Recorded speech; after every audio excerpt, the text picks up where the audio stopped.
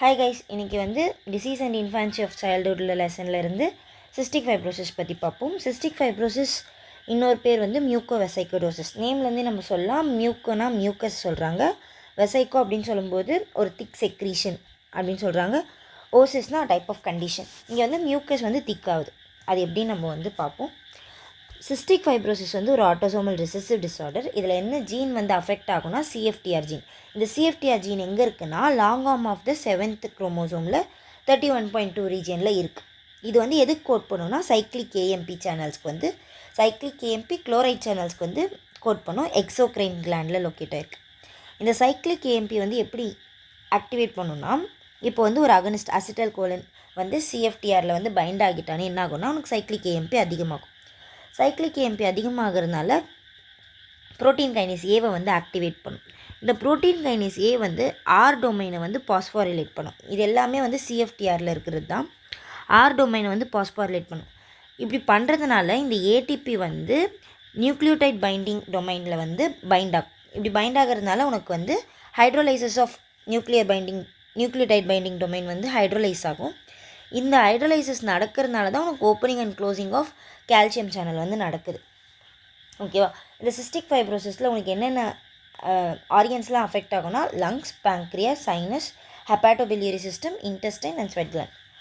இப்போ வந்து normal physiological condition பார்ப்போம். நார்மலாக உனக்கு என்ன நடக்கும்னா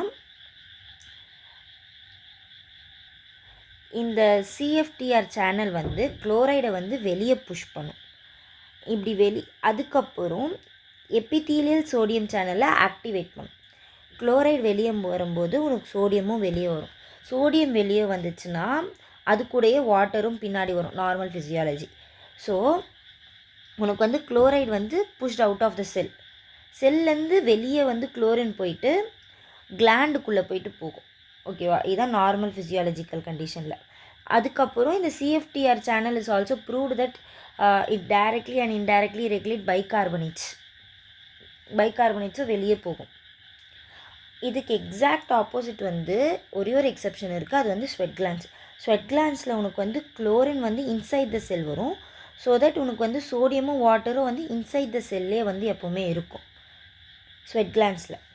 இப்போ பேத்தாலஜிக்கல் கண்டிஷனில் பார்த்தோன்னா இந்த சிஎஃப்டிஆர் ஜீன் வந்து இப்போ வந்து மியூட்டேஷன் நடந்துருச்சு. மியூட்டேஷன் நடக்கிறதுனால உனக்கு என்ன ஆகும்? இன்ட்ரா செல்லார்லேயே உனக்கு குளோரைடும் பைகார்பனேட்ஸும் அக்யூமுலேட் ஆகும். இப்படி அக்யூமுலேட் ஆகிறதுனால மியூக்கஸ் வந்து திக்காகும். இது குளோரைன் வர்றதுனால எதுக்கு மியூக்கஸ் திக்காகுதுன்னா, ஏன்னா உனக்கு குளோரின் வந்து உள்ளே இருந்துச்சுன்னா சோடியமும் உள்ளே இருக்கும். சோடியம் உள்ளே இருந்துச்சுன்னா உனக்கு வாட்டரும் உள்ளே இருக்கும். ஸோ தட் உனக்கு வந்து மியூக்கஸ் வந்து ட்ரையாக இருக்கும். ஸோ உனக்கு திக் மியூக்கஸ் இருக்கும். அதுக்கப்புறம் CFTR gene is also proved that it also helps in mucus secretion. அப்போ உனக்கு வந்து மியூக்கஸ் செக்ரீஷன் இன்க்ரீஸும் ஆகுது, ட்ரை ஆகுது. அதனால் உனக்கு வந்து மியூக்கஸ் வந்து திக்காக இருக்குது. இது ஆல்ரெடி சொன்னது. ஸ்வெட் கிளாண்ட்ஸ் மட்டும் எக்ஸெப்ஷன். இங்கே மட்டும் குளோரின் வந்து moves extra cellular to intra cellular. அப்படின்னா வந்து ஸ்வெட் கிளாண்டில் வந்து உனக்கு சிஸ்டிக் ஃபைப்ரோசிஸ் இருந்தால் ஸ்வெட் கிளாண்டில் என்ன ஆகும்? இன்சைட் த கிளாண்ட் உனக்கு வந்து குளோரின் அதிகமாக இருக்கும், சோடியம் அதிகமாக இருக்கும். இது ரெண்டுமே அதிகமாக இருக்கிறதுனால வாட்டரும் அதிகமாக இருக்கும். அப்போது ஸ்வெட்டு வந்து உனக்கு சால்ட்டியாக இருக்கும், ஏன்னா NaCl இருக்குது. ப்ளஸ் இன்க்ரீஸ்டு ஸ்வெட்டிங் இருக்கும், ஏன்னா வாட்டர் இருக்குது. ஓகேவா? சிஸ்டிக் ஃபைப்ரோசிஸில் லங்ஸில் என்ன இருக்கும்? திக்கர் செக்ரீஷன் இருக்கும் டியூ டு டிக்ரீஸ்டு வாட்டர். அதுக்கப்புறம் மியூக்கஸ் செக்ரீஷன் வந்து அதிகமாக இருக்கிறதுனால லங்ஸில் இருக்க சிலியா வந்து டிஸ்ஃபங்க்ஷன் ஆகிடும். இப்படி சிலியா டிஸ்ஃபங்க்ஷன் ஆகிறதுனால உனக்கு வந்து ரெக்கரண்ட் இன்ஃபெக்ஷன் வரலாம். அதுக்கப்புறம் இந்த திக் மியூக்கஸ் இருக்கிறதுனாலையுமே உனக்கு வந்து many bacterias like Streptococcus aureus, அதுக்கப்புறம் சூடோமோனாஸ் ஆரிஜினோசா, இந்த 2 பாக்டீரியல் இன்ஃபெக்ஷன் வந்து ரொம்ப காமன். ப்ளஸ் ஹீமோஃபிலியஸ் இன்ஃப்ளூயன்ஸா கூட அட்டாக் ஆகலாம். இந்த இன்ஃபெக்ஷன்லாம் வந்து வரத்துக்கு ரொம்ப அதிகமாக இருக்கும். இந்த பாக்டீரியல் இன்ஃபெக்ஷன்லாம் ஈஸியாக ஸ்ப்ரெட் ஆகும். ஆல்சோ தட் இந்த சிஎஃப்டிஆர் ஜீன் வந்து நியூட்ரோஃபிலோட ஃபங்க்ஷனோட மாடுலேட்டர்ஸை வந்து மாடிஃபை பண்ணுது. எக்ஸாம்பிளுக்கு வந்து மேனோஸ் பைண்டிங் லெக்டின், அதுக்கப்புறம் டிரான்ஸ்ஃபார்மிங் க்ரோத் ஃபேக்டர் பீட்டா 1, அதுக்கப்புறம் இன்டர்லியூக்கின் ரிலேட்டட் டொமைன் 1, இது எல்லாமே வந்து ரெகுலேட் பண்ணுது. ஸோ உனக்கு வந்து நியூட்ரோஃபில் ஃபங்க்ஷனும் கம்மியாயிடுது. இப்படி கம்மியாகிறதுனால லங்ஸில் வந்து நிறைய டிசீஸ் வந்து வருது. லைக் இன்ஃபெக்ஷன்ஸ் வந்து நிறைய காமனாக இருக்குது. ப்ளஸ் உனக்கு வந்து இந்த எல்லா இருக்க இன்ஃப்ளமேஷனும் வந்து அதிகமாகும். இன்ஃப்ளமேஷன் அதிகமாச்சுன்னா உனக்கு ப்ரோட்டியேசஸ் வந்து ஆக்டிவேட் ஆகும். Also leads to activation of cytokines. அதனால லங் இன்ஜுரி அதிகமாக இருக்கும். இன்ஃப்ளமேஷனில் இன்டர்லியூக்கின் 8 இன்க்ரீஸ் ஆகும். அப்படி இன்க்ரீஸ் ஆகிறதுனால செக்ரீஷன் இன்க்ரீஸ் ஆகும். இதனால் உங்களுக்கு வந்து ஹைபாக்சியா வரலாம். லங்ஸில் எல்லா செக்ரீஷனும் இன்க்ரீஸ் ஆகி உனக்கு வந்து லங்ஸ் பிளாக் ஆகுது. ஸோ உனக்கு வந்து ஆக்சிஜன் சப்ளை இல்லை, அப்போ ஹைபாக்சியா வரும். ஹைபாக்சியா இருந்துச்சுன்னா பல்மனரி ஹைப்பர் டென்ஷன் லீட் ஆகும். இப்படி பல்மனரி ஹைப்பர் டென்ஷன் இருக்கும்போது எனக்கு வந்து ரைட் ஹார்ட் வந்து இந்த ப்ரெஷரோட அதிகமாக வந்து பம்ப் பண்ணும். அப்படின்னா எனக்கு வந்து ரைட் ஹார்ட் ஃபெயிலியர் வரும். So due to lung cause எனக்கு வந்து ரைட் ஹார்ட் ஃபெயிலியர் வர்றதுனால கார் பல்மனே அப்படின்னு சொல்கிறோம். கார்னா ஹார்ட், பல்மனேல்னா வந்து lung. Due to pulmonary dysfunction எனக்கு வந்து ஹார்ட் ஃபெயிலியர் வருது. அதுக்கப்புறம் லங்ஸில் வந்து ப்ராங்கியாக்டைசிஸ் வரலாம். ப்ராங்கியாக்டைசிஸ்னால் என்னென்னா, இந்த மியூக்கஸ் செக்ரீஷன் அதிகமாக இருக்கிறதுனால உனக்கு வந்து ஏர்வே வந்து அப்ஸ்ட்ரக்ட் ஆகிடும். லைக் அது வந்து ரொம்ப டைலேட் அப்ஸ்ட்ரக்ஷன் இருக்கிறதுனால டைலேட் ஆகி உனக்கு அந்த ஏர்வே வந்து அப்ஸ்ட்ரக்ஷன் இருக்கும். ப்ளஸ் இந்த பேஷண்ட்டுக்கு வந்து நிறைய மியூக்கஸை வந்து இரும்பிகிட்டே இருப்பாங்க. அப்போ வந்து பஸ் அதிகமாக வரும். அந்த பஸ்ஸு வந்து மேபி க்ரீன் கலராக இருக்கலாம் டியூ டு சூடோமோனாஸ் அர்ஜினோசா. ஓகேவா? அதே மாதிரி இந்த இன்ஃபெக்ஷன் இருக்கவங்களுக்கு எல்லாருக்குமே வந்து நம்ம இம்யூன் சிஸ்டமும் அவ்வளோ ஆக்ட் ஆகாது. எதனாலனா இந்த ட்ரை மியூக்கஸ் வந்து ஹைபாக்சிக் கண்டிஷனில் இந்த ட்ரை மியூக்கஸ் இருக்குது. இது என்ன பண்ணுன்னா ஆல்ஜினேட் அப்படின்ற ஒரு மியூக்கோபாலிசாக்கரைட் கேப்சியூலை வந்து இந்த பாக்டீரியா மேலே வந்து ஒரு ஃபிலிம் மாதிரி ஃபார்ம் பண்ணும். இந்த ஃபிலிம் வந்து இந்த பாக்டீரியாவுக்கு ஒரு ப்ரொடெக்ஷன் தரும். எதுக்கிட்ட இருந்துன்னா நம்ம ஆன்டிபயோட்டிக்ஸ் எது கொடுத்தாலுமே அதுக்கிட்டேருந்து ப்ரொடெக்ஷன் தரும். ப்ளஸ் ஹோஸ்டோட இம்யூன் ரெஸ்பான்ஸையும் வந்து கிட்டேருந்து ப்ரொடெக்ஷன் தரும். அதனால் பாக்டீரியா இன்னுமே வந்து நல்லா வளரும். நம்மளால் அதை வந்து டெஸ்ட்ராய் பண்ண முடியாது. அதனால் உனக்கு க்ரானிக் டிஸ்ட்ரக்ஷன் ஆஃப் லங்ஸ் இருக்கும். நெக்ஸ்ட்டு பேங்க்ரியாஸ்க்கு வரும்.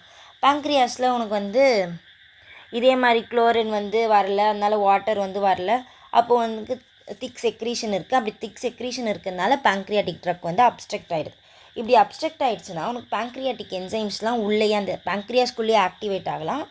ஆக்டிவேட் ஆகிறதுனால ஆட்டோ டிஸ்ட்ரக்ஷன் ஆஃப் பேங்க்ரியாஸ் இருக்கலாம். இப்போ அதே மாதிரி க்ரானிக் அப்ஸ்ட்ரக்ஷன் இருந்துச்சுன்னா உனக்கு நார்மலாக பேங்க்ரியாட்டிக் டக்ட் வந்து கியூபாய்டல் எபித்திலியமா, அந்த cuboidal May change to squamous. அப்படின்னா ஸ்குவாமஸ் மெட்டாப்ளேஷியா வரலாம். Next ஹெப்பாட்டோபிலியரி system. ஹெப்பாட்டோபிலியரி சிஸ்டமில் உனக்கு பிலியரி டக் அப்ஸ்ட்ரக்ஷன் இருக்கலாம். அப்படி பிலியரி டக் அப்ஸ்ட்ரக்ஷன் இருந்துச்சுன்னா உனக்கு பைல் ஸ்டேசிஸ் நடக்கும். பைல் வந்து அங்கே ரொம்ப நேரம் ஸ்டேசிஸ் ஆச்சுன்னா உனக்கு வந்து கால் ஸ்டோன் ஃபார்மேஷன் போகும். ஸோ கால் ஸ்டோன் ஃபார்மேஷன் இருந்துச்சுன்னா உனக்கு வந்து அப்ஸ்ட்ரக்டிவ் ஜாண்டிஸ் வரலாம். So patient also clinically present with jaundice. Next வந்து இன்டெஸ்டைனில் இதே மாதிரி இன்க்ரீஸ்டு செக்ரீஷன் இருந்துச்சுன்னா ஸ்டூல்ஸ் வந்து பாஸ் பண்ண முடியாது. இன்ஃபேண்ட்டில் அதை வந்து மியூக்கோனியம் இலியாக்கஸ் அப்படின்னு சொல்லுவோம். மியூக்கோனியம் இலியஸ். இது வந்து என்ன எப்படி வந்து கிளினிக்கலாக ப்ரெசென்ட் பண்ணுவாங்கன்னா 48 ஹவர்ஸ்க்கு வந்து பிறந்த குழந்தை வந்து இன்னும் ஸ்டூலே பாஸ் பண்ணல அப்படின்னு வந்து கிளினிக்கலாக ப்ரெசென்ட் பண்ணலாம். அதுக்கப்புறம் இது க்ரானிக்காக இருந்துச்சுன்னா ரெக்டல் ப்ரொலாப்ஸ் நடக்கலாம். நெக்ஸ்ட்டு வந்து இன்ஃபர்டிலிட்டி காஸ் பண்ணும் சிஸ்டிக் ஃபைப்ரோசிஸில். ஏன்னா இந்த ஜீன் வந்து helps in also formation of vas deferens. அதனால் மேலில் வந்து decreased development of vas deferens இருக்கும். அதனால் மேலில் இன்ஃபர்டிலிட்டி அதனால் இருக்கும். ஃபீமேல்ஸ்லேயும் இன்ஃபர்டிலிட்டி காஸ் பண்ணும். ஃபீமேல்ஸில் தான் வேஸ் டிஃப்ரென்ஸ் இல்லை. எதுக்கு அங்கே இன்ஃபர்டிலிட்டி வருதுன்னா அங்கே வந்து சர்வைக்கல் மியூக்கஸ் செக்ரீஷனை இன்க்ரீஸ் பண்ணுறோம். So cervical mucus secretion increase ஆகிடுச்சுன்னா ஸ்பெர்ம் பெனிட்ரேஷன் இருக்காது. அதனால் ஃபீமேல்ஸில் வந்து இன்ஃபர்டிலிட்டி வரலாம். சேம் சலைவரி கிளாண்ட்லேயுமே உனக்கு வந்து செக்ரீஷன்ஸ்லாம் அதிகமாகிடுச்சுன்னா உனக்கு அந்த டக்ட்டு வந்து டைலேட் ஆகிடும் டியூ டு இன்க்ரீஸ்டு மியூக்கஸ். அப்படி அந்த அப்ஸ்ட்ரக்ஷன் இருந்துச்சுன்னா அங்கேயுமே உனக்கு வந்து ஸ்குவாமஸ் மெட்டாப்ளேஷியா போகலாம். ஓகேவா? இப்போது மியூட்டேஷன் ஸ்பெக்ட்ரம் இந்த சிஎஃப்டிஆர் ஜீன் வந்து மியூட்டேட் ஆகுதுன்னு சொல்கிறேன். எப்படிலாம் மியூட்டேட் ஆகுதுன்னா ஒரு 6 கிளாஸாக பிரிக்கலாம். ஃபர்ஸ்ட் கிளாஸில் வந்து எனக்கு சிஎஃப்டிஆர் ஜீனே அந்த ஜீன் வந்து ப்ரோட்டீனே எனக்கு சிந்தசிஸ் ஆகலை. ஸோ அதை வந்து நான் நல் மியூட்டேஷன் அப்படி சொல்கிறேன், லேக் ஆஃப் சிஎஃப்டிஆர். செகண்ட் கிளாஸில் பார்த்தோன்னா எனக்கு சிஎஃப்டிஆர் வந்து எண்டோபிளாஸ்மிக் ரெட்டிகுலமில் ஃபார்ம் ஆகிடுச்சு. ஆனால் அது வந்து கால்கி அப்பேரட்டஸில் எனக்கு ப்ராசஸ் ஆகலை. So processing mutation. தேர்டு வந்து டிஃபெக்டிவ் ரெகுலேஷன் எனக்கு நார்மல் சிஎஃப்டிஆர் இருக்குது. அந்த அப்பிக்கல் மெம்பரேனில் எனக்கு நார்மல் சிஎஃப்டிஆர் இருக்குது. ஆனால் அந்த சிஎஃப்டிஆரோட ஏடிபி பைண்டிங் அண்ட் அப்புறம் வந்து ஹைட்ரோலைசிஸ் ஆஃப் நியூக்ளியர் பைண்டிங் டொமைன்லாம் வந்து டிக்ரீஸ்டாக இருக்கும். ஸோ எனக்கு வந்து நார்மல் சிஎஃப்டிஆர் இருந்தாலுமே அதோட ஃபங்க்ஷன் இல்லை. ஸோ அது வந்து கேட்டிங் மியூட்டேஷன் அப்படின்னு சொல்லுவாங்க. இது வந்து கிளாஸ் 3. கிளாஸ் 4ல் வந்து கண்டக்டன்ஸ் மியூட்டேஷன். நார்மலாக சிஎஃப்டிஆர்லாம் வந்து பைண்ட் ஆகிடுச்சு, எதுவுமே பிரச்சனை இல்லை. ஆனால் குளோரைட் டிரான்ஸ்போர்ட் வந்து எனக்கு டிக்ரீஸ்டாக இருக்குது, அதனால் அது வந்து கண்டக்டன்ஸ் மியூட்டேஷன் அப்படின்னு சொல்லுவோம். இது கிளாஸ் 4. கிளாஸ் 5ல் வந்து decreased amount of CFTR protein. So எனக்கு ப்ரோட்டீன் வந்து டிக்ரீஸ்டாக இருந்துச்சுன்னா சிஎஃப்டிஆர் சேனல்ஸுமே வந்து கம்மியாக இருக்கும். இதை வந்து ப்ரொடக்ஷன் மியூட்டேஷன் சொல்லுவாங்க. கிளாஸ் 6ல் வந்து என்னென்னா நார்மல் சிஎஃப்டிஆர் இருக்கும், ஆனால் அந்த சிஎஃப்டிஆர் பைண்டிங் டு த மெம்பரேன் இருக்குல்ல, அதோட ஸ்டெபிலிட்டி வந்து கம்மியாக இருக்கும். இந்த ஃபர்ஸ்ட் 3 மியூட்டேஷனை வந்து சிவியர் கண்டிஷன் இருக்கும். ஏன்னா எனக்கு வந்து இங்கே சிஎஃப்டிஆரே வந்து வரவே மாட்டேது. இங்கே வந்து லாஸ்ட் 3ல் வந்து சிஎஃப்டிஆர் வந்துருச்சு, ஆனால் அது வாட் டிக்ரீஸ்டாக இருக்குது, அவ்வளோதான். அதனால் இது வந்து லெஸ் சிவியர் கண்டிஷனாக இருக்கும். சைன்ஸ் அண்ட் சிம்டம்ஸ் பார்த்தா நார்மல் ஃபிசியாலஜி வச்சு நம்ம எழுதிடலாம். இதில் எக்ஸ்ட்ரா என்னென்னா கிட்னியில் வந்து உனக்கு இப்போ எனக்கு ஸ்வெட்டில் வந்து நிறைய குளோரின் வாட்டர் வந்து லாஸ் ஆகிட்டே இருக்குது. இப்படி நான் லாஸ் ஆகிட்டே இருந்துச்சுன்னா ப்ளஸ் எனக்கு பைகார்பனேட்ஸும் லாஸ் ஆகும். இப்படி பைகார்பனேட்ஸும் லாஸாக இருக்கும்போது ப்ளஸ் எனக்கு வந்து சோடியமும் வந்து லாஸ் ஆகும். ஸோ எனக்கு சோடியம் வந்து லாஸ் ஆச்சுன்னா கிட்னி வந்து என்ன பண்ணும், ஒரு இடத்துல வந்து லாஸேஜ் நடந்துச்சுன்னா இன்னொரு இடத்துல கன்சர்வ் பண்ண ட்ரை பண்ணும். அப்போ சோடியம் ரீஅப்சார்ப்ஷன் வந்து எனக்கு அதிகமாக இருக்கும். இது அப்சார்ப்ஷன், இது சோடியம் ரீஅப்சார்ப்ஷன் வந்து அதிகமாக இருக்கும். சோடியம் ரீஅப்சார்ப்ஷன் அதிகமாக இருந்துச்சுன்னா சோடியம் எப்படி ரீஅப்சார்ப் ஆகும்? இப்போ சோடியம் வந்து ரீஅப்சார்ப் ஆகும்னா எனக்கு பொட்டாசியமும் ஹைட்ரஜனும் வெளியே போகணும். ஸோ எனக்கு நிறைய H+ வந்து எக்ஸ்க்ரீட் ஆகிட்டே இருக்கும். இப்படி எக்ஸ்க்ரீட் ஆச்சே இருந்துச்சுன்னா எனக்கு அல்கலோசிஸ் கண்டிஷனுக்கு போகலாம்.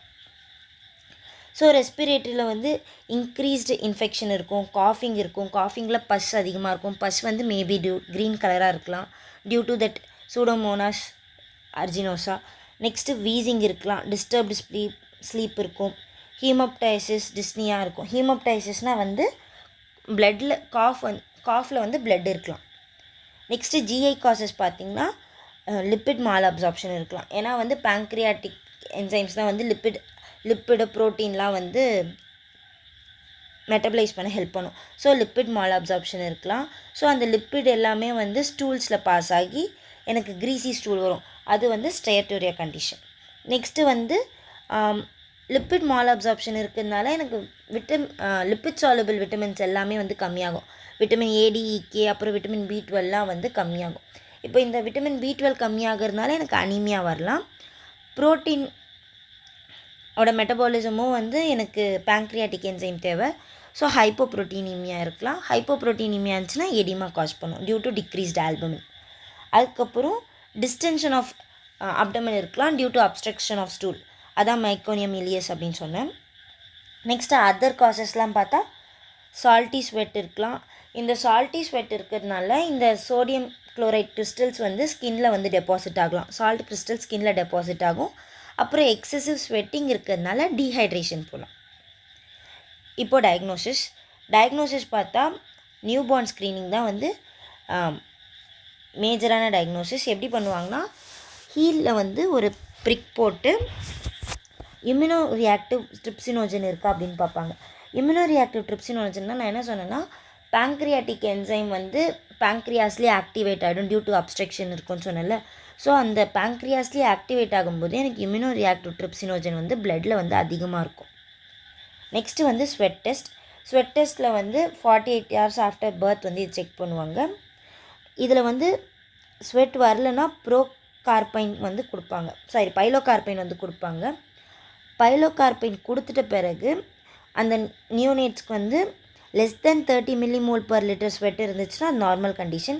இதே greater than or equal to more than 60 mmol/L இருந்துச்சுன்னா அது வந்து அப்நார்மல் சிஸ்டிக் ஃபைப்ரோசிஸ் இருக்குன்னு டயக்னோஸ் பண்ணலாம். ஆனால் இந்த 2 டெஸ்ட்டோடுமே வந்து மைல்டர் கண்டிஷனில் உனக்கு வந்து இது கம்மியாக தான் இருக்கும்.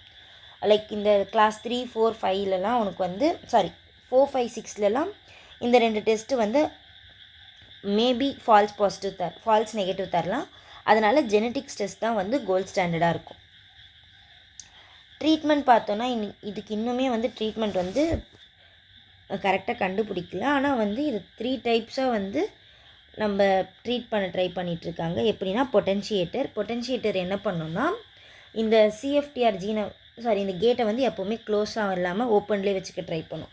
ஸோ உனக்கு வந்து கிளாஸ் 3, 4, 5 எல்லாம் வந்து சப்போஸ் இந்த மியூட்டேஷன் இருந்துச்சுன்னா பொட்டன்ஷியேட்டர் கொடுத்தா வந்து சரியாகலாம். நெக்ஸ்ட்டு வந்து கரெக்டர் வந்து என்ன பண்ணோன்னா இந்த மிஸ்ஃபோல்டு ப்ரோட்டீனை வந்து நார்மலாக வந்து நார்மல் ஃபோல்டிங்க்கு ஹெல்ப் பண்ணும். அப்போது வந்து கிளாஸ் 2 மியூட்டேஷன் இருக்கிறத வந்து சரிப்படுத்தலாம். நெக்ஸ்ட்டு கிளாஸ் 5க்கு வந்து ஆம்ப்ளிஃபையர். ஏன்னா கிளாஸ் 5ல் வந்து எனக்கு ப்ரோட்டீன் தான் கம்மியாகுது. ஸோ சிஎஃப்டிஆர் ப்ரோட்டீன் கம்மியாக இருக்கிறதுனால அதை ஆம்ப்ளிஃபை பண்ணுறதுக்கு நம்ம ஆம்ப்ளிஃபையர் தரோம். கிளாஸ் 1 வந்து எனக்கு அந்த ப்ரோட்டீனே இல்லை. ஸோ அந்த ஏன்னா டியூ டு நான்சென்ஸ் மியூட்டேஷன் எனக்கு ப்ரீமெச்சூர் ஸ்டாப் கோடான் வந்து இருக்குது. இதுக்குமே வந்து கரெக்டர்ஸ் வந்து ஐடென்டிஃபை பண்ணிகிட்ருக்காங்க. லைக் இந்த நான்சென்ஸ் மியூட்டேஷனை வந்து கட் பண்ணுறதுக்கு. அவ்வளோ. தேங்க்யூ ஃபார் வாட்சிங். Bye by.